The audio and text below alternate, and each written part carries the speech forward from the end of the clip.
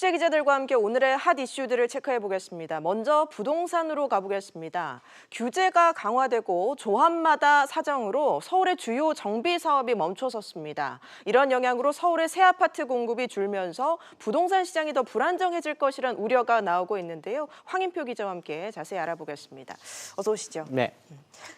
먼저 서울 아파트 얼마나 부족할 것으로 예상이 됩니까? 네, 올해와 내년은 괜찮은데 내후년이 좀 문제입니다. 서울 아파트 입주 물량 올해가 43,000호인데요. 내년에도 42,000호로 올해와 크게 다르진 않습니다. 그런데 2021년쯤이 되면 2만 천가구로 이제 반토막이 나고 2022년이 되면 1만 가구까지 뚝 떨어질 것으로 예상이 되고 있습니다. 최근 서울 아파트 청약 경쟁률 웬만한 곳들은 죄다 100대 1, 최고 200대 1까지 넘는 곳들이 많습니다. 거의 무주택자만 당첨이 가능한데도 이 아파트 한 채를 놓고 100명 이상이 사겠다고 나서고 있는 상황인 겁니다. 이 서울 인구가 2016년 말 1,000만 명 밑으로 내려가면서 계속 줄어들고 있는 건 사실입니다. 그런데 1, 2인 가구 등 이 세대 수가 계속 늘어나고 있기 때문에 이 늘어난 세대 수에 맞게 아파트 공급 역시 늘어나야 되는데 그렇지 못하면서 부동산 시장이 좀 불안해질 것이다. 이런 우려가 나오고 있습니다. 네, 서울에 이 아파트를 지을 만한 큰 땅이 있는 것도 아니고 결국 공급을 늘리려면 재건축 재개발밖에 없어 보이는데 네. 지금 상황이 어떻습니까? 각종 규제와 좀 재건축 조합 안에 분란 때문에 사업이 제대로 안 되고 있는데요. 사례 하나씩 말씀드리면 일단 강북권에서의 최대 재개발 사업이던 한남 상골 같은 경우 이 건설사들 간의 수주 과열전이 불거지면서 국토부와 서울시 조치로 시공사 입찰이 무산됐습니다. 내년 5월에 다시 건설사를 정하기로 하면서 사업이 반년 정도 미뤄졌고요. 이 준공이 되면 12,000가구로 국내에서 가장 큰 아파트 단지가 되는 둔촌 주공 같은 경우 주택도시보증공사가 정한 분양가를 놓고 일부 조합원은 너무 낮다. 또 다른 일부 조합원들은 이 분양가 상한제를 피하려면 받아들여야 된다며 목소리가 좀 나눠져 있는 그런 상황입니다. 이 사업비만 10조로 국내 재건축 중에서 금액면에선 최대인 반포 1단지 재건축 같은 경우 지난 10월 2주를 앞두고 사업이 중단됐는데요. 단지 안에 있는 LH 소유의 땅을 놓고 소유권 문제가 해결되지 않아서 만약에 소송까지 가게 되면 앞으로 몇 년간 사업이 중단될 것으로 보입니다. 일부 조합원들은 시공사인 현대건설을 다른 건설사로 바꿔야 한다고 주장까지 하고 있습니다. 이 밖에 이제 시공사 변경이라든지 조합원의 갈등 때문에 여러 정비 사업이 지금 제속도를 못 내고 있는 상황입니다. 네, 황 기자, 대책이 필요해 보이는데 어떤 방법이 있을까요? 네, 아파트라는 게 바로 짓기 시작해도 입주까지 3년 정도 시간이 걸리거든요. 이게 재고가 많이 있는 그런 것도 아니고 공장에서 물건 찍어내듯이 바로 만들 수도 없는 상황이다 보니까 네. 무엇보다 장기적 시각을 갖고 공급이 부족하지 않은지 살펴보는 게 중요합니다. 이번 정부에서 서울 집값을 잡기 위해서 여러 규제로 지금 재건축을 억제하고 있다 보니까 2년 후부터 공급이 모자랄 것으로 예상이 되는 건데요. 결국 재건축 관련 규제를 조금씩 풀어주는 수밖에 없습니다. 또 조합원 간 갈등 조짐이 있는 재건축 단지의 경우 지자체가 먼저 나서서 이 갈등 요인이 뭔지 파악하고 중재에 나서는 것도 하나의 방법이라고 볼 수 있습니다. 알겠습니다. 황 기자 얘기 잘 들었습니다. 이번에는 유통업계 인사 소식입니다. 어제 롯데그룹의 쇄신 인사 전해드렸죠. 주요 유통대기업들의 인사가 마무리가 됐는데요. 위기의식을 반영한 듯 국내 유통 빅3의 수장이 모두 교체가 됐습니다. 올해 크게 부진했던 오프라인 유통업계가 이런 쇄신을 통해서 시장 주도권을 다시 되찾을 수 있을까요? 장지연 기자와 함께 짚어보겠습니다. 장 기자, 올해 유통업계 인사 키워드 한마디로 뭐라고 정의할 수 있을까요? 네, 앵커께서 방금 전에 말씀하셨다시피 위기의식의 반영이라고 할 수 있겠습니다. 맏형인 롯데그룹은 유통사업 부문장을 이원준 부회장에서 강희태 부회장으로 교체했습니다. 12개 유통계열사 대표 가운데 8곳을 교체했는데 특히 롯데쇼핑의 파격적인 조직 개편이 눈에 띕니다. 지금까지 롯데백화점과 롯데마트, 롯데슈퍼는 모두 롯데쇼핑이라는 한 법인 소속이었지만 대표를 따로 두고 운영해 왔습니다. 네. 하지만 이걸 모두 통합해 강 부회장이 총괄할 예정입니다. 이마트는 강희석 전 베인앤컴퍼니 유통부문 파트너를 새로운 사장으로 임명했는데 이게 창업 26년 만에 처음으로 외부 인사를 영입한 겁니다.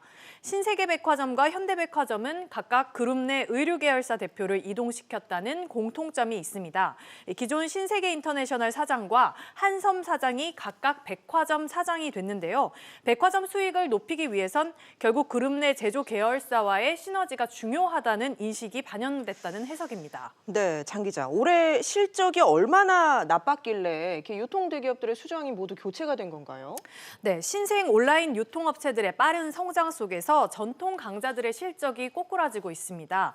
올 들어 온라인 거래액은 15% 가까이 늘어난 반면 오프라인 거래액은 1% 감소했습니다. 수익도 악화되고 있는데요. 이 롯데쇼핑과 이마트는 영업이익이 35%와 45%씩 줄었습니다.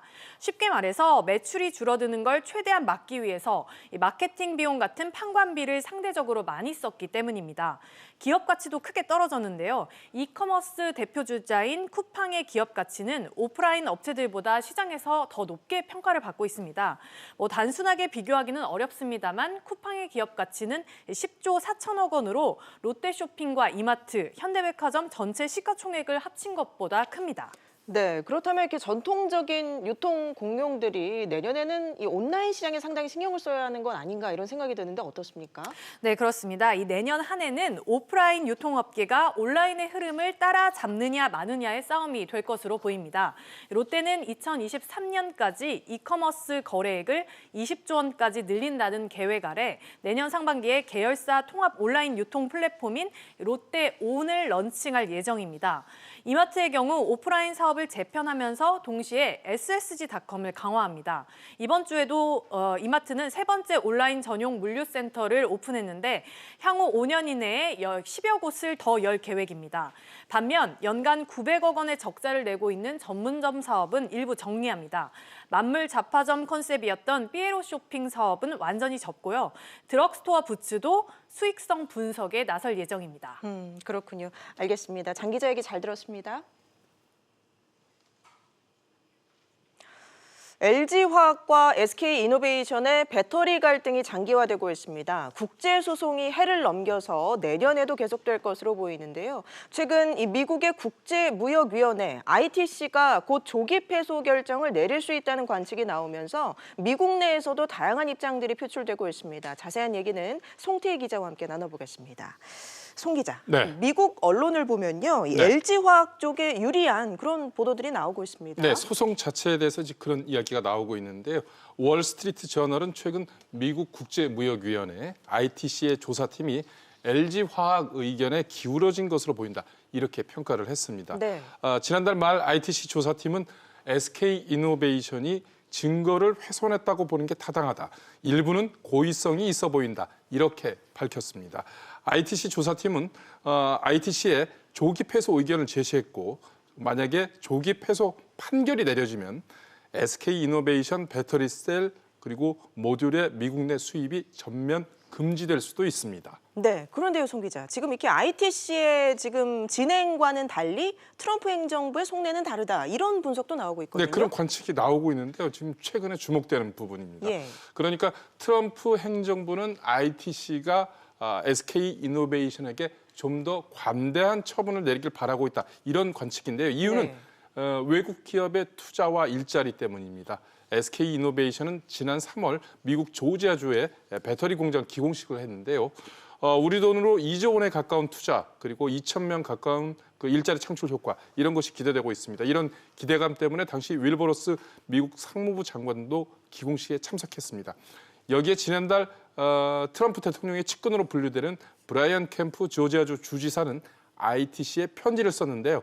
아주 노골적으로 SK이노베이션을 도와달라 이렇게 부탁을 했습니다.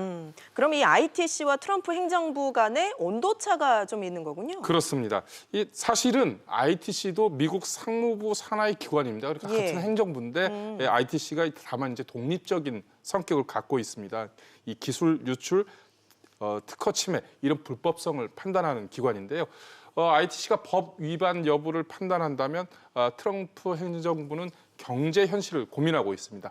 사실 트럼프 행정부가 원하는 것은 SK이노베이션뿐 아니라 LG화학도 미국 배터리 산업에 투자해 주길 바라고 있다. 이렇게 예. 볼 수 있습니다. 이것이 사실상 속내라고 볼 수 있고요. 왜냐하면 LG화학도 이달 초에 미국의 대표 자동차 회사죠. GM과 1조 원씩은 투자해서 전기차 배터리셀 합작법인을 설립하기로 했습니다. 예. 그러니까 트럼프 행정부는 뭐 LG, SK 뭐 누가 이기느냐가 중요하다기보다는 둘 다 좀 상처를 입지 않고 미국 쪽에 투자를 해줄 그런 게 필요하다 이런 얘기시군요. 네, 예. 그 점이 바로 트럼프 대통령의 속내인 것으로 파악이 되고 있습니다. 여기에는 또 미국 산업적인 문제도 있습니다. 예, 어떤 문제일까요? 지금 이 세계 배터리 업체 순위를 보면요, 대부분의 업체들이 중국과 우리나라, 일본 업체입니다. 미국 업체가 없습니다. 그러다 보니까 미국 미국으로서는 이 한국 업체들과 손을 잡아야 하는 입장입니다. 예. 아니면은 그렇게 안 되면 GM이 이 전기차 배터리를 중국 BYD나 CATL에 수입해서 의존할 수밖에 없는 그런 처지입니다.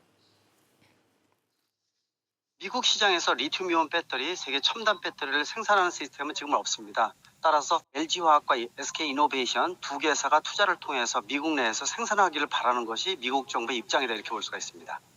네, 한편 일부에서는 ITC의 조기 패소 결정이 이르면 한 달 내에 이루어질 것으로 보고 있습니다. 예, 알겠습니다. 송태희 기자 얘기 잘 들었습니다.